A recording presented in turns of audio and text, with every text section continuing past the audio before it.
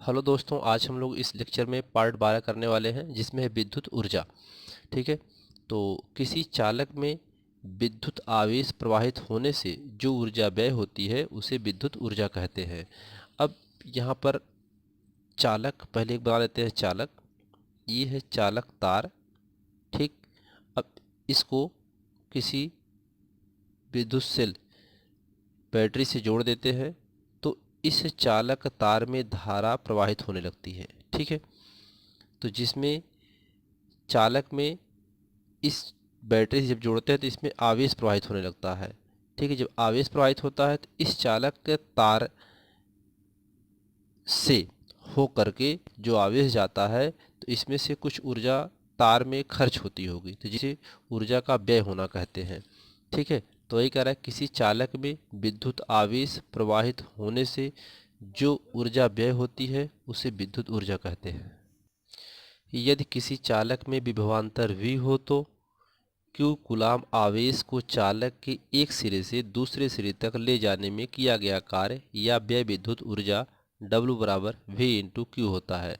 समीकरण नंबर 1। यानी ये कह रहा है कि यदि किसी चालक में, ये चालक है, ठीक है, V विभवांतर है इस चालक में, तो इसका सिरा A और B, इस चालक का सिरा A और B है।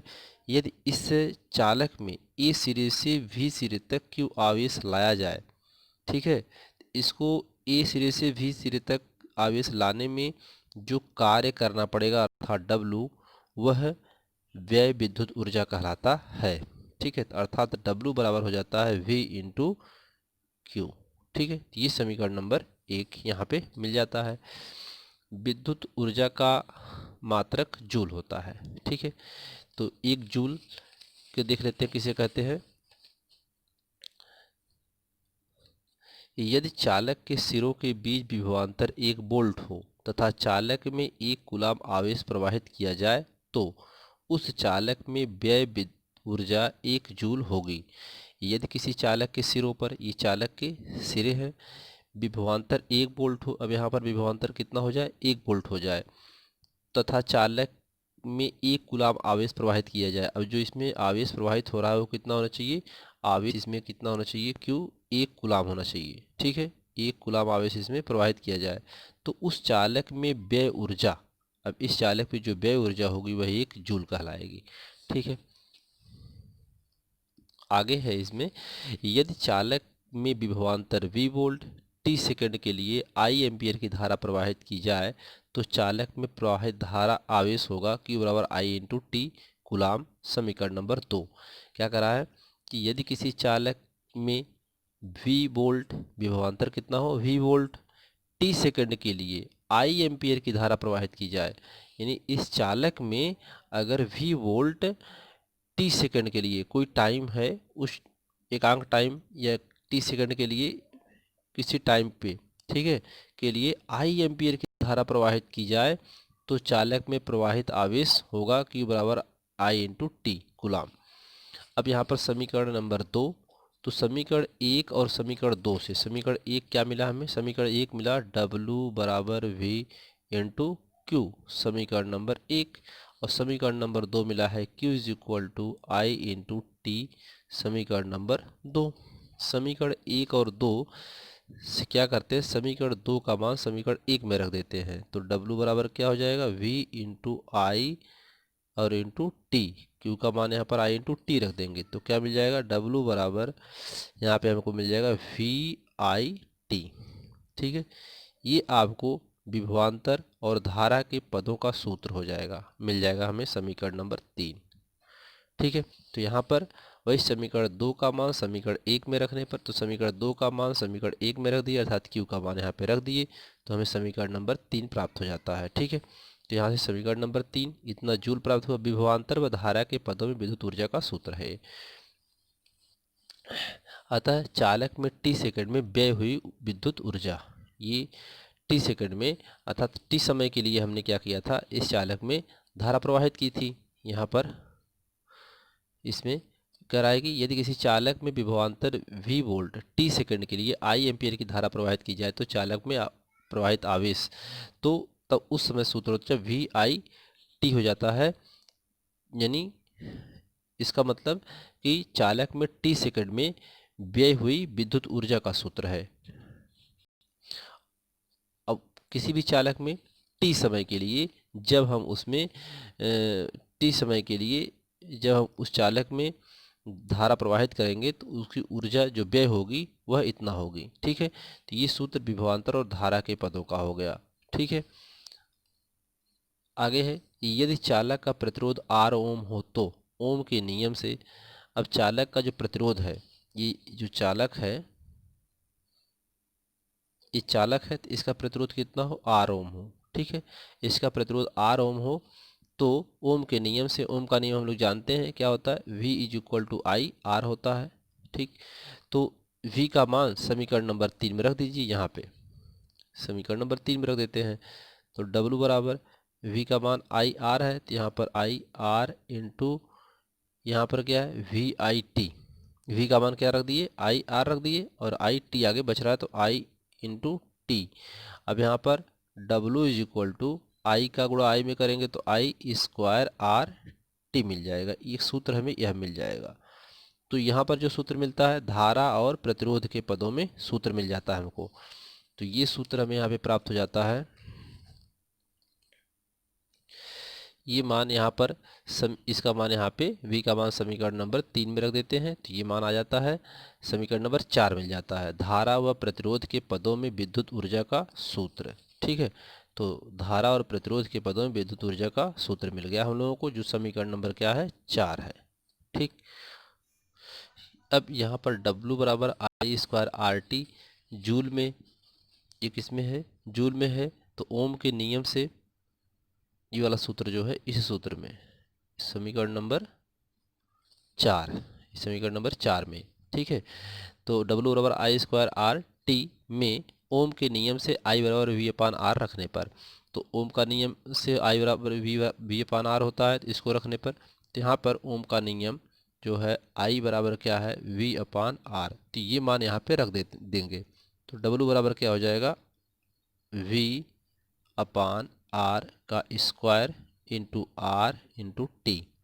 ठीक है, यहाँ पर इसका जब हम ब्रैकेट ओपन करेंगे तो बी स्क्वायर आर स्क्वायर हो जाएगा इंटू आर इंटू टी। एक आर से एक आर कैंसिल हो जाएगा तो केवल एक आर बचेगा, तो W बराबर क्या बचेगा वी स्क्वायर अब बटा आर इंटू टी, या आप इसको ऐसे भी लिख सकते हैं W बराबर वी स्क्वायर टी बटा आर जूल। ठीक है, तो इतना ले सकते हैं। इस समीकरण नंबर 5 मिल गया हमें, तो ये चीज़ यहाँ पे आपको मिल गया समीकरण नंबर 5। अब इस समीकरण जो हम लोग पाए हैं सब समीकरण 3, 4 व 5 से, तो इतने सूत्र होते हैं इसके। ठीक है, कार्य के अर्थात विद्युत ऊर्जा का जो सूत्र होता है, व्यय विद्युत ऊर्जा का सूत्र W बराबर V I T I square R T V square T upon R joule, ये व्यय विद्युत ऊर्जा का सब सूत्र हुआ। अब इस पे उदाहरण देखते हैं। यदि 140 वोल्ट विभवांतर वाले विद्युत उपकरण द्वारा 12 कूलाम का आवेश प्रवाहित होता है तो उपकरण में व्यय ऊर्जा का मान क्या होगा। ठीक है, तो इसमें पूछा है कि 140 वोल्ट विभवांतर वाले विद्युत उपकरण, तो उसमें विभवांतर कितना है 140। अब इसके द्वारा 12 कूलाम का आवेश प्रवाहित हो रहा है, यानी जो चालक है ना, ये चालक है।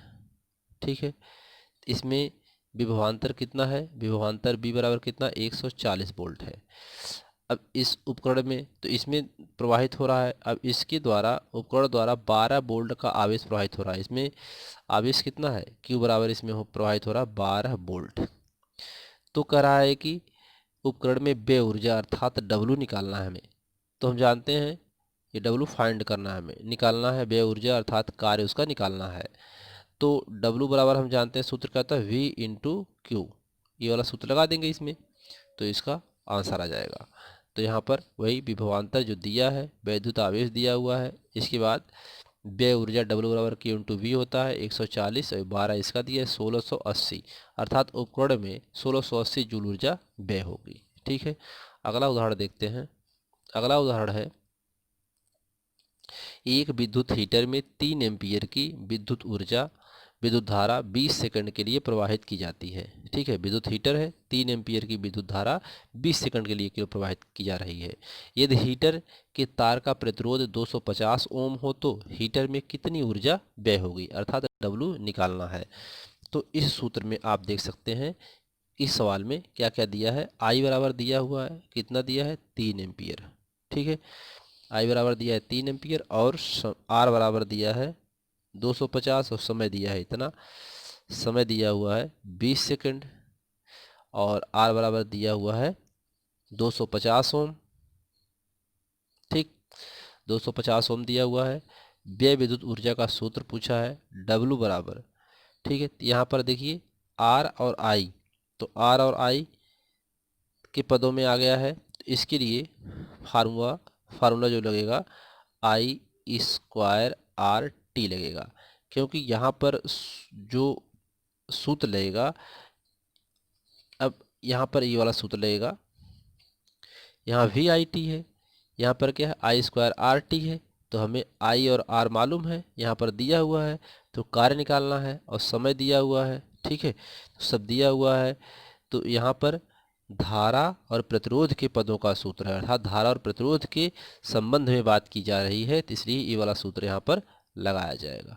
ठीक है, ये पूरी तरीके से आपको समझ में आना चाहिए कौन सा सूत्र कहाँ यूज करेंगे। ठीक है, इसके 3 सूत्र हैं, तो तीनों सूत्र में कौन सा सूत्र यूज करेंगे, तो यहाँ पर ये वाला सूत्र यूज करेंगे। ठीक है, अब इसके बाद इस सूत्र में इसका मान रख देंगे, W बराबर I स्क्वायर का मतलब हो गया 3 का स्क्वायर गुणे R मतलब 250 गुणे T का मतलब हो गया 20, 3 त्रिका 9 गुणे 250 गुणे 20, गुणा कर दीजिए, कितना आ जाएगा, 25 दूना 50 और 2 जीरो बढ़ा दीजिए, गुणे 9, 5 9 4500।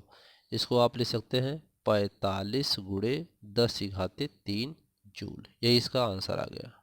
ठीक है, तो जो उस हीटर में ऊर्जा व्यय होगी वह 45 गुणे 10 घाते 3 जूल ऊर्जा व्यय होगी। ठीक है, तो आप यहाँ से इसको समझ सकते हैं। ये रहा आपका सलूशन, यहाँ से आप नोट कर सकते हैं। अब एक और चीज़ देख लेते हैं, इलेक्ट्रॉन वोल्ट क्या होता है।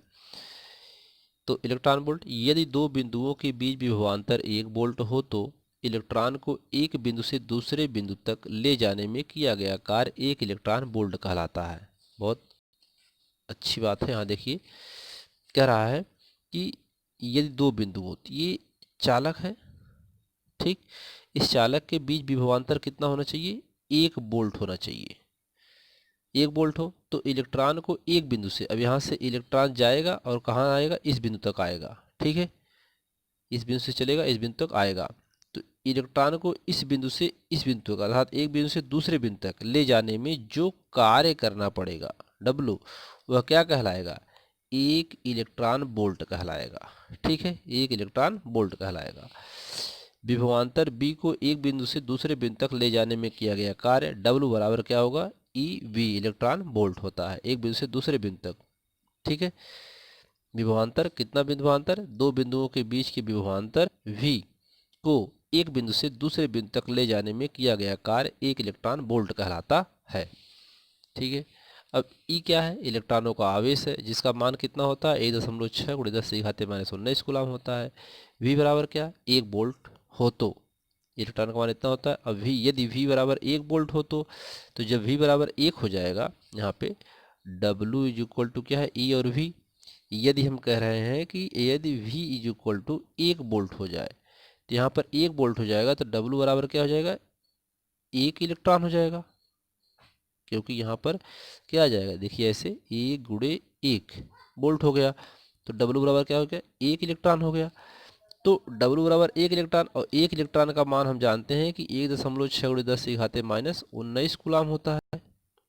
तो यहाँ पर वही मान रख देंगे, तो W बराबर E बराबर 1.6 गुणे 10 घाते -19 कूलम, तो ये इसका मान हो जाएगा, अर्थात W बराबर E हो जाएगा। तो यहाँ पर W बराबर E और बराबर 1 इलेक्ट्रॉन वोल्ट, तो यह 1 इलेक्ट्रॉन वोल्ट हो जाएगा। ठीक है, यहाँ पर 1 इलेक्ट्रॉन वोल्ट बराबर 1.6 × 10⁻⁹ कूलाम होता है। तो 1.6 × 10⁻⁹ कूलाम क्या होता है? 1 इलेक्ट्रॉन वोल्ट का मान होता है।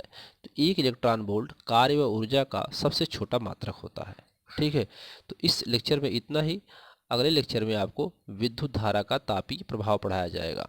तब तक के लिए धन्यवाद। दोस्तों, अगर वीडियो आपको अच्छा लग रहा है और आपको वीडियो समझ में आ रहा है, प्लीज़ लाइक करें और सब्सक्राइब करें, शेयर भी करें। और यदि आपको कहीं कुछ समझने में प्रॉब्लम हो रही तो कमेंट बॉक्स में कमेंट करके ज़रूर बताएं। आपके समस्या का निवारण ज़रूर किया जाएगा। धन्यवाद।